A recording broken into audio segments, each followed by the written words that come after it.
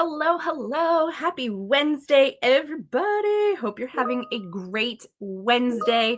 We are back for our regularly scheduled live. Oh, hold on. Got to get over here to Instagram. I don't even know what account I'm on. Oh, no. No. Sorry. Trying to get up here on. Oh, that's why, because it's not my account. When you have too many accounts on your phone, it doesn't always work out properly. Let's get us up here on YouTube or Instagram. I know what I'm talking about. So we're live here. Oh, that's because I have to hit this other button. Guys, seriously, I don't like how this Instagram thing is that I can't go live just when I want to. I have to hit a second button to get it to go. There we go. All right, we're live. Hi, welcome. Here we go. Today we have a wonderful guest. You guys know her. You love her. If you don't, I don't know where you've been, but you need to go find her and follow her. So yeah, it's so great to have you guys here. I see people chiming in here over on YouTube and Facebook. Say hi, say hello. If you're on Instagram, do the same thing. But just remember, on Instagram, it is your handle. So I don't always know your name. So go ahead and put your name in there, or just where you're from, and we'll say hi and hello. Hi, Cindy. Hi, Susan. Hi, Julia. Hi, other Cindy. Hi, Mom. We've got a lot of people coming in. We've got a lot of people saying hi over here on Instagram. So let's bring in our guest and let's start chatting. Today, we have the fabulous Toni of TL Yarn Crafts. Hi. Hey, Katelyn. Hey, everybody. How are you today? You know what? I'm doing great. The sun is shining. It's freezing cold, but the sun is out. So it's like my brain thinks it's spring. So I'm in a great mood. I'm doing wonderful. Yeah, we had nice weather. Now we're back into cold and windy. Mhm. I don't know. This weekend we're supposed to almost hit 80. I was Amazing. whoa. Yeah. Let's slow this down a little. Honestly, I am full ahead for the warm weather. I went out with my friends this past weekend and it was freezing cold, but I refused to wear a jacket. I was like, I will manifest the spring today because I'm so ready for it. I'm so ready to get into my lighter makes and crocheting with cotton and just, kind of that summer maker mood. I'm ready for it. Yeah. Susan said that she's from Tennessee. It's beautiful and sunny today. We also have Cindy. I don't know where Cindy's from. I can't remember, but she says 100% snow flurries here, but we'll be 72 on Saturday. It's definitely spring. Yeah, it's spring. This is early spring. I'm glad that it's doing this everywhere. It's not, Michigan's not getting picked on. It's everywhere. So that makes me feel a whole lot better. Right. So Toni, if you don't know, is the maker behind TL Yarn Crafts. You can see it there on the screen. You can find her everywhere on the internet, Instagram, YouTube, Facebook, everywhere. Don't forget to sign up for her email newsletter because that's the great place to stay in contact with her. But Toni is our featured maker this week for National Crochet Month. And so she was kind enough to come and chat with me. She's been here before to talk about many, many things that she's been working on, but we got her back again and we're so excited about it. So excited that you guys can meet her. If you're new to Toni, you don't want to miss out because there's a lot of fabulous things that Toni does. And if you love Tunisian crochet, she is your girl. Go follow her, go find all the tutorials. I have to say that I think Toni's tutorials are some of my favorite Tunisian tutorials. And when I don't know something, I'll go and check hers first to see if she has it. And then if not, then I'll have to go search somewhere else. But I mean, she pretty much has everything that I've needed except for one. It was some kind of twisted stitch. And I think it was just special to the pattern type of thing. Those kinds of things get all twisted up in my brain too. So yeah, I don't have a tutorial for those yet. Yeah. I was like, wait, which one am I missing? But twisted stitches, not there yet. Yeah. It's cool. We're all just working together, right? Yeah, so Toni is here to chat with us, and I figured we'd start with just a little recap for those of you who are new to Toni about how Toni got into crochet and made it a business for herself. So do you want to tell us a little bit about how you got started in crocheting? Gladly. And I'll give you the short version. So I first picked up crochet when I was a teenager. My mama Gwen, she is an amazingly talented crafter. She knits, crochets, she sews, she did hair, she She's a great cook. Like, she's great at everything. So when I was a teenager, she blessed me with crochet over the summertime. We were just kind of putzing around. I didn't really have anything to do. A lot of my friends were off traveling. My brothers were, out of the house for the summer. So she taught me how to make a granny square. And really, like, that granny square blanket that I made over the course of that summer was kind of that planting that seed that never really went away. So even after I finished that blanket that summer, I put down crochet for like 10 years or so. And then I came back to it in my mid-20s. It was 2008. We're in the middle of a recession, couldn't find a job right out of college. So I just needed something to do. And after trying a couple other crafts and not really having a lot of success with those, I did make my way back around to crochet. And that's really what stuck. So it kind of started off as a hobby, giving gifts to friends and family. After a while, you can only give people so many hats, so I started selling them at craft shows, which I had a lot of success there. Not only from being able to craft a lot, being able to really like hone in on what makes for a strong craft booth. I had a lot of collaboration opportunities with local yarn stores and yarn companies at that point. And I also got a lot of really good teaching from the other crafters that were at these events. One thing that I learned incredibly early on is the maker community is so generous with advice and guidance. Like, we've all been through a lot of failures. So we like to pass on, what could bring success to somebody else. So I really absorbed a lot of that early on. And that's really where I got the business sense for, what TL Yarn Crafts could be. So fast forward from there, I started teaching at yarn shops. I did a lot more craft shows, and eventually I started designing because I was making things for my booth. And when I started sharing those things on Instagram, I was like, hey, I'm going to be at this event. Come get this hat. And people would be like, oh, cool. How do I make that hat? And I'm like, you don't have to make it. You could just come buy it from me. I already did it. But what I learned then is that, of course, there's people out there that want and buy patterns. And I was like, okay, maybe this is something that I could try. And that just opened a whole new door for me, this idea of passive income, exploring this creative side of myself that I didn't know that I had, really understanding the technical writing of like what makes for a strong crochet pattern. It was a whole learning curve that just got me really, really excited. And it's something that I continue to explore. So that's kind of what got the ball rolling for TL Yarn Crafts. And I like to say the rest is history. At this point, I've published over 250 patterns between my book and different yarn releases that I've done, independent designs, collaborations, just all kinds of things. I've really tried to explore every single nook and cranny of this maker community, of what it means to run a crochet business. I'm always excited by new ideas and trying new things. So yeah, it's been kind of a long journey, but it's really just been about kind of following the tide and just really gently exploring different ways to kind of run this business. Yeah, I mean, it's very true that the crochet industry as a business, from like the designer perspective, has a lot of ups and downs. There's a lot of cyclical parts to it, just depending on like the season, depending on the year. I mean, we all saw a huge boom with the pandemic and people getting into it. And now things are like back to status quo, if you want to call it that. Like, the makers are still making. But I just love how that journey started, and how we all kind of, most of us at least, start like making for ourselves, then we start making for others, and then the journey just kind of continues. And I am in awe of all you designers who can figure that out and don't get frustrated when things don't work. I mean, I've said it before, I've got a cardigan that I was trying to design. It's just like granny squares. I'm at the sleeves and I'm like, I don't know what to do. It's in a bag. I'm not sure when it's ever going to get done.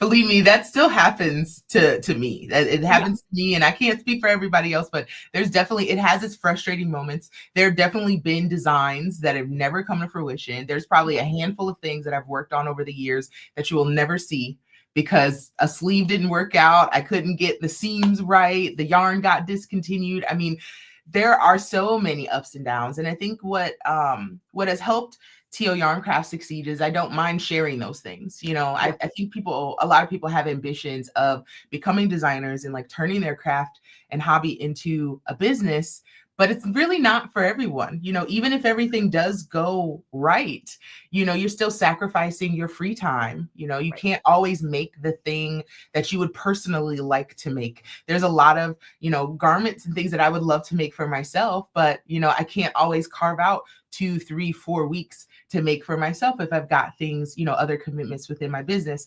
I don't see that as a negative thing per se, but it is something that I recognize, like, you do have to give up some of that creative autonomy, the craft or the hobby side of it, if you're going to pursue it as a business. But I mean, I wouldn't change it for the world though. Like I love running this business. I love the people that I've been able to meet and the spaces I've been able to enter and the stash I've been able to build. Like it's got a lot of pros, but I mean, you take the good with the bad like any other business you run. Yeah, awesome. There is a comment here from Julia saying that she loves your scarf. So maybe you could just tell us a second what that is so people could go search for that pattern if they're interested. Sure. So this is kind of a fun little exclusive that I've got going on. For anybody who doesn't know, I recently introduced the Yarn Hive community, which is a private membership. We're actually going to be celebrating our 1-year anniversary in April. We're doing a month-long celebration. Very exciting. We just topped 1,000 members in that space, which is like blowing my mind. I thought we'd maybe have 200 people at this point. So it's a really cool, very like inclusive, supportive, kind space. We love stashes of all sizes. It doesn't matter what fiber you like to work with, what projects you like to make. It's really just the fun side of making in this really supportive community. So one of the things that we're doing for our 1-year celebration is we have this piece, which is called the Nightfall Cowl. So this will be an exclusive piece inside the Yarn Hive community starting on April 1st. You'll get the PDF copy of the pattern as well as a full walkthrough tutorial video. And we're running this as a crochet along for the month of April. So you'll have dozens of other makers within the Yarn Hive working on it as well. So I wanted to wear it and encourage folks, if you are looking for a supportive, kind, encouraging community of other crocheters, I invite you to join the Yarn Hive. And to make it even more enticing, just know that we are going to be raising the price in April. Running a membership is a little bit more expensive than we thought. So just to cover our costs and make sure our entire team is taken care of, we are raising the membership price. So between now and April 1st, you can get in at the lower current price. And then after the 1st, the price is going to go up. So this is the Nightfall Cowl, exclusive to the Hive for at least a few months, but then, you know, later, probably in the fall or so, you'll be able to get it on public channels as well.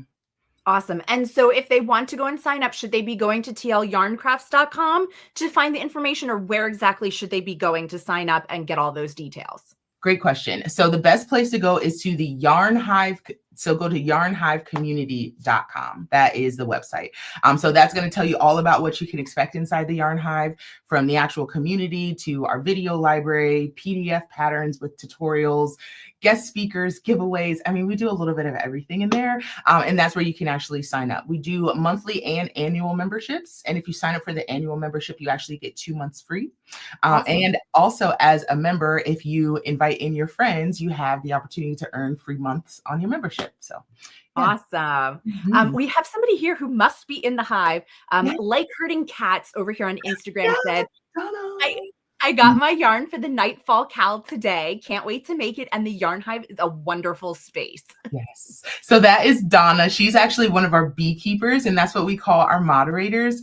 She was a fantastic maker who was originally in our Facebook group, still helps us out over there, but now she's over in the Hive, just making it a buzzy, fun place. Yeah. Hey, Donna. I love it. Thanks, Donna, for joining us today and sharing. We have a couple other comments that I just want to kind of call out here. We have Cindy, who had said that she is working on a pattern test for a Tunisian sweater for Abby Made. And so she's really excited. And she called out that you love Abby's husband's hooks. And that you've talked about them before. So that's really awesome to be working on a Tunisian sweater. So cool. Yeah, there's a lot more Tunisian crochet garments coming out lately. I think Tunisian crochet in general is getting some really beautiful shine these days. A lot of designers are kind of dabbling in that technique. So it's cool to hear. And I hope the test goes well. Yeah, awesome. Susan also said, I love Mama Gwen. Yes. Anytime Mama Gwen is in a video or something, it is always so much fun. So keep bringing her around. Gladly. No problem. We were just talking about what the next video is going to be. So you guys will see her really soon. Awesome. We also have H starring off the hook. My cowl yarn arrived yesterday and it's so pretty. So she's going to be taking part in the Nightfall Cowl as well. And the Frogging Queen said, my Nightfall yarn is out for delivery. Love my honeybees. So guys, it's a great community over there. It is full of wonderful, supportive people, as you can see from these comments. So make sure you go check it out. and everything else. So there's a question about getting our yarn. You can go to crochet.com, and that's where you'll find all of the yarn that we have. And yeah, you can shop it there. So awesome. So speaking of our yarn, let's jump over to that beautiful project that you have next to you there. Toni was on, I guess it was the beginning of the year already. I mean, it seems like forever, but like not. So if you don't know, Toni has been doing a temperature blanket for the past, what, 4 years now? 6 at this point. 6. Oh my gosh. I know. It's that long. Yeah, it's been a lot of fun. I did my first temperature blanket in 2019, just kind of on a whim. And shout out to crochet.com and Knitpicks for being like my early supporters in that project. You guys actually supplied the yarn for my very first temperature blanket and really kind of sparked this love of kind of chronicling the year in these big projects. So now I have like this nice stack of blankets that I can look back on and be like, yeah, it's been 6 years already. Yeah. And I love how every year it's a little bit different, a little bit of a change so that you can you're not making the same thing all the time. And this year you took a spin on things and you've really changed it around, that instead of doing a temperature record, you're doing like your mood and how your day was going type of record. How's that project going for you? You know what? It's actually going amazing. So I have the project right here and I'm using We Crochet's Stroll Tweed. So this is a fingering weight, what is it? A merino wool, nylon, and tweed blend. Comes in these really beautiful kind of like earthy colors, which I really liked.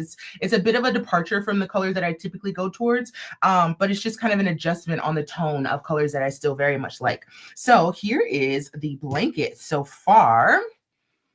Oh, it's beautiful. So the way that it works is each day I have an alarm set on my phone to kind of sit down with my journal. I kind of write out my day and things that I want to remember. And then for each day, I kind of pick a mood that's kind of this overarching theme for the day. I think as we can definitely understand that we're complex people. We experience many different moods and emotions throughout the day, but I really kind of pick the mood that I feel like fits the majority of the time, right? So that could be anything from happy and excited to, sad or frustrated. And even in the middle, just like content or relaxed. I really wanted to capture the entire spectrum of moods that might impact my day. So then each mood is assigned a different color, and I have 12 different mood groups and 12 different colors. And the way that I'm making my blanket this year is I'm using fingering weight yarn to make 4 squares of this granny stripe. And then at the end of the year, I'm going to seam those 4 squares together. So each square has 3 months, 4 squares. I get the whole year, and then I'll throw a border on it. So this is kind of how it's going so far. It's not quite a square yet. I'm a little bit behind for March, I'll be honest, but it's been a whole lot of fun really seeing how these colors come together and how random it ended up being. Right. Really understanding kind of like the seasonality of my moods. Like even for the last few years, it's undiagnosed or anything. And I'm sure some people can maybe relate to this, but like the beginning of the year is just a little funky mood wise, getting going, getting that energy, that positivity, that creativity. Like it's a little tricky. So I call it my January sads. I'm just like, I'm working on getting out of that, but being really honest with myself about my moods, being really transparent with myself and understanding where that stuff comes from has been a really welcome side effect of doing a project like this. I've always done temperature. It's harmless, it's harmless, it's fun, it's easy. But for moods, even when I was first introducing this project, I got a lot of feedback of like, oh, I feel like I should get a therapist for this. And I'm like, if a project sparks the idea that you should maybe get a therapist, you should probably just do that anyway. There's nothing wrong with it. And it might help. And, I didn't necessarily go get professional help with this project, but I do feel like it is a type of therapy. It's the journal therapy, it's craft therapy. It also, as a maker who's very front facing, I get to share this project with others and be like, every day is not going to be a great day. And that is nothing to be ashamed of. So I put the good and the bad and the indifferent in this project. And then I can look back at it and be like, well, at least I had more good days than bad days. And that's all Right. we can really ask for. So the project is going amazingly well. Good. I'll be doing my catch up at the end of the week because my goal is to always be caught up at least by the first of the following month. So Got it. And I love too how you tied it in with like the journaling aspect of it. And, you know, we talked about this before. It's not about sitting down and writing for like a half an hour, or it's not about sitting down and making sure you're writing 5 pages about how your day was. It was right. maybe 1 or 2 things just to summarize your day and kind of what you were feeling for that day. And it's just causing us to pause and Yes. think about things and reflect on things. And I mean, you know, it's something I know I need to do better. I took a class last night and I went and I was just it was a long day at work, okay? Uh-huh. And I went and I could just tell though that it was impacting like my patience for the Mm, evening with mhm. what was going on. And I was just like, no, it has to go easier than this. And it's Yeah. just a good thing to reflect back on ourselves, how each day is kind of going, because otherwise it just kind of builds up and you don't even realize the direction you might be heading in.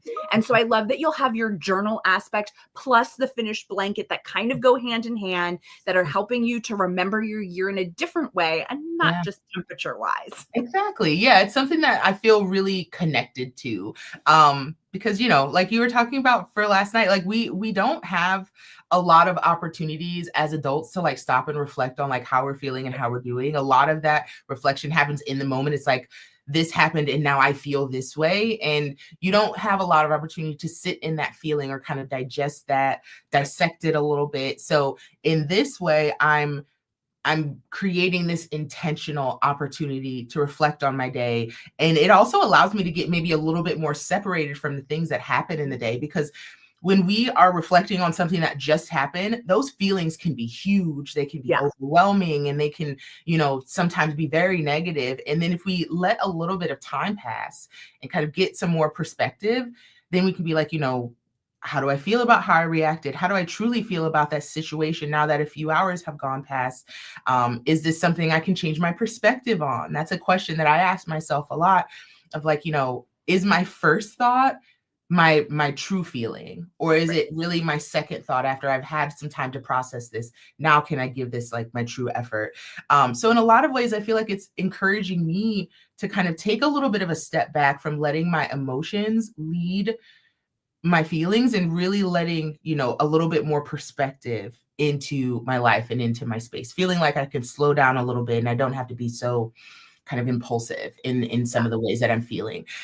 It's been a very reflective process. I can't imagine that anybody's making a blanket like this and not learning anything about themselves. Like even 3 months in, I'm like, okay, we could have handled that a little bit differently, now that I'm journaling again.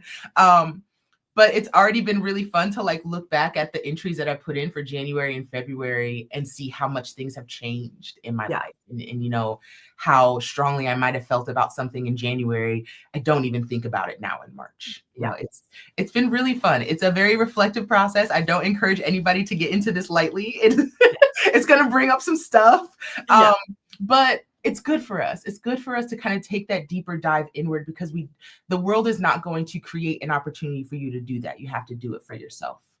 Yeah, and I love too, like we talk about it a lot, that crochet and crafting and doing things with your hands can Yeah. be very meditative. It gives you that chance to stop and be able to put your mind somewhere else. And so I love how you picked a simple stitch, Yeah. but that it can do so much, because you don't have to think about, okay, where am I increasing, counting all the Right. stitches to get to the next part where you have to change a Mhm. color or do whatever. Like you're Definitely. just stitching. And Yep. so in that time, you can also take the time to reflect back on your day. Like Right. maybe you work on the day before Mhm. today type of thing, so that you can be reflecting on what you wrote now, how you feel about it, and Mhm. whatever your process is. That's great. I Yeah. just think getting something in your hands Mhm. to give yourself some of that meditation time to let your Yeah. mind just kind Yeah. of do its thing, is Mhm. just an amazing thing.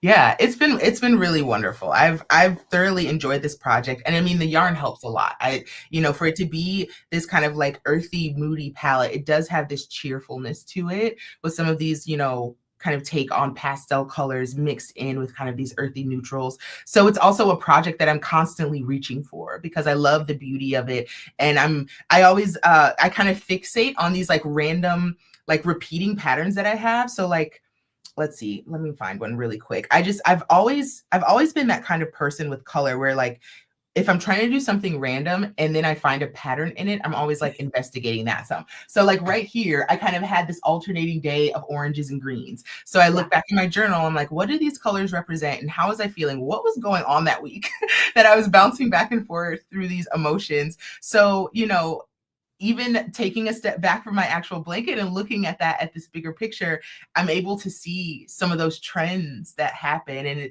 it helps me to kind of get out of some of those loops of emotions that I tend to have. If there's multiple days where I'm feeling a bit down, I can investigate that and be like, what do we need to do to make today a little bit different? It provides an intentionality that I think sometimes we can use in our day.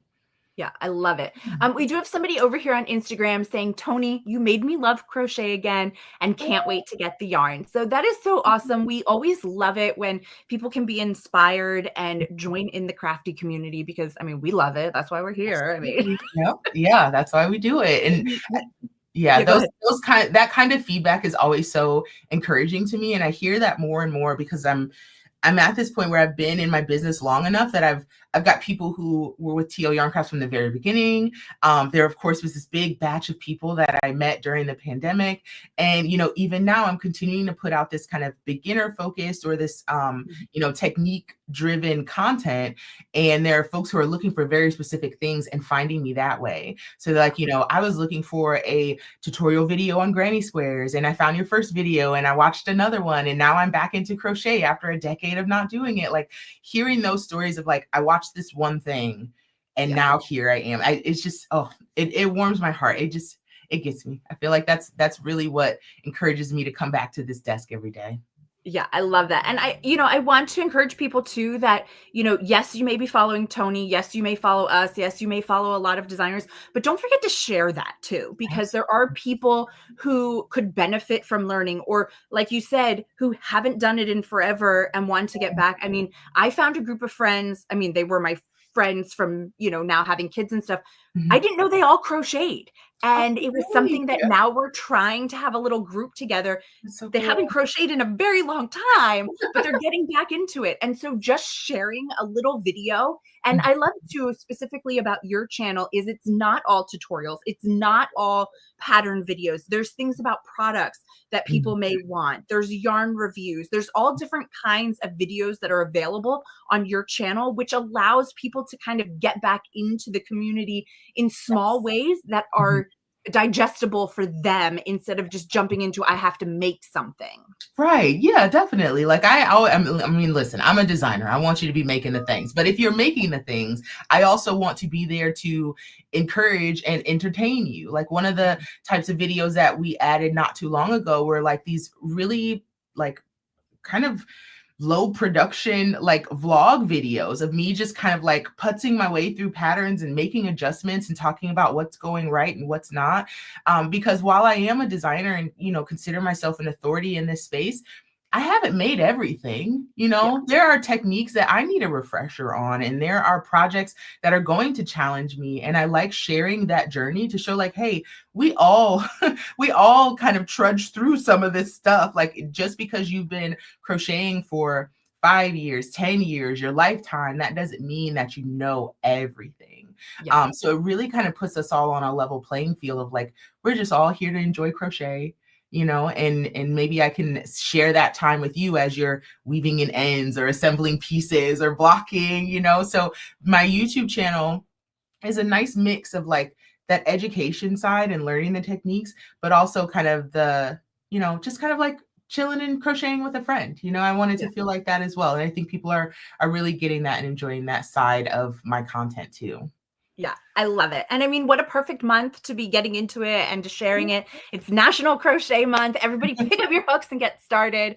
And we really do encourage you to go ahead and share your love of the craft with somebody, not just this month, but all the time. When you see somebody, go ahead and say something. I mean, I'm always amazed at how many young people are now starting to do it. I went and volunteered at the school for this big event the other weekend. And of course, I took yarn with me for a craft project. I was like, well, sure, I'll do something. And the number of girls and kids that were coming in and they're like, oh, I crochet. I was like, no, you don't. And they're like, yeah, I do. And I was like, this is amazing. Like, I'm That's so awesome. excited that people are loving it. They're finding the joy of making things with their hands, no matter what it is, and that we get to share about it. Definitely. I think one of the really beautiful things that came out of the pandemic is the reminder that like hobbies are important, and as hustly and bustly as life is, carving out a little bit of time for yourself is so imperative. And I also love that so many young folks are getting into crafting and like sewing, beading, crocheting, knitting, like all these things that we're doing with our hands. Learning those skills young makes such a huge difference. Like we're at this point in life where we're complaining that our clothes are not as well made, or I bought a set of curtains and I've spent more for those curtains than I've spent for like a decent pair of pants, like something that I could actually use every day. I'm spending on curtains, and I'm like, man, if I could just run some fabric through a sewing machine, I could have saved myself a couple $100. But those are the kinds of things where it's like having those skills is just going to become more invaluable as we try to be a little bit more self-sufficient. And the younger that we pick those skills up, the better you're going to be. And on top of that too, what really impresses me is these young folks have a perspective on crochet that is just out of this world. Like they are making things with crochet that I've never seen before. The construction, the texture, the design, just blows my mind. And crochet is already like this very 3D craft. You can really take in whatever direction literally that you want to. And I mean, it's no holds barred at this point. And I'm just so impressed every time I open Pinterest or Instagram or TikTok and just see what somebody's doing with yarn that day. It's really, really cool to see. Yeah. Cindy posted over here on Instagram that her son's high school has a knitting and crochet club. It's amazing that there's over 50 students who are fiber artists. Oh, that's awesome. That is awesome. Oh my, we never had anything like that in high school. I feel like I was part of this bubble that just missed it. Like my mom's generation has it, and my niece now has it. But like we missed the boat. We had to go find it. Right. We had to go find it. And I feel like we had to create it, right? We created it on social media, and we started our own knit nights in our crochet clubs and things. But I think it is so important to have that kind of stuff accessible to school age kids, because it shows, one, you're not the only person interested in this, because it's very easy to feel othered at that point in life. And it's like, oh, nobody wants to crochet. It's a grandma craft. Well, actually, there's 50 people that meet every week to do this who are your age. Like that is such great positive reinforcement. And I think too, it's just a great opportunity to bounce ideas off of each other. There's some folks that are going to keep it as a hobby, but I think at that age, at high school, you're really considering like, could I make this passion into my career? It's something that I did a little bit later into my adult life, but why couldn't you do it sooner? I think that's, it's so cool. So cool. I love it. I have to call this comment out. Cindy over here on YouTube just called out, I often tell young makers that I do 3D printing and my filament is yarn and I use an analog style. And I love it. It's so true. It is so three-dimensional and tactile, and it's just a wonderful craft. And we just want to share it with everybody. Absolutely. You can't get enough. I mean, the passion for crochet, I feel like is continuing to grow. There was a while where, it was everywhere and it's like, oh, this new trend. I'm like, actually, it's not new. It's like hundreds and hundreds of years old, but whatever. But it felt very trendy for a while. And as we transition out of what feels like trendy and what really is just starting to feel like, it's just part of the lexicon, is part of the conversation now. It comes up in fashion and textiles. You're going to see it more in home decor. And now, of course, you've got hobbyists who are just taking it to whole different levels. So, I hope crochet continues to have the longevity that it does, and kind of the inclusion in the larger fiber arts and handicrafts. Because in a way, us crocheters, we got a little chip on our shoulders, right? Like it doesn't come up as often as I feel like it should, but as long as we keep it alive and well in our circles and continue to pass it on, which I feel like every crocheter has a responsibility to teach others. That's how we keep these crafts alive. We just keep it alive and keep inspiring, that next generation. I love it. Well, thank you so much for your time today and joining us to talk about your crochet journey and just our love for crochet in general. There's so many people here live with us that are sharing the same sentiment. So it's so great to be in the same company. But don't forget to go and follow Toni, like Toni on all the socials, sign up for her email newsletter. And if you're not already doing it for crochet.com, please go do that as well. And share the love of crochet with somebody, even if that's just sitting in public and making so somebody sees you doing it. Right. Anything could spark that interest in another person. And we just want to share it with as many people as possible. Yes. Oh, and one last thing too. Thank you so much, of course, to We Crochet for having me be the featured designer this week. And for anybody who needed to pick up a few things, you can use the code TLYARN on crochet.com to save 20% off for the rest of the week. So don't miss that. Thank you for the reminder. Yes. And that's over on our homepage, or I'm sure Toni's been sharing it too. Yes. And if you click through any kind of link that Toni has, that is an affiliate link, at least most of them. So that just gives Toni a little something and says, thank you for sharing your crochet love with everybody. So please check out her links first so that she can get that love as well, since we all love her. Thank you so much, Katelyn. It's always a pleasure to chat with you. Always. Have a great week, everybody. Hopefully you'll get some stitching time in. We'll be back here, same place, same time next week, and we'll see you then. Bye, everybody.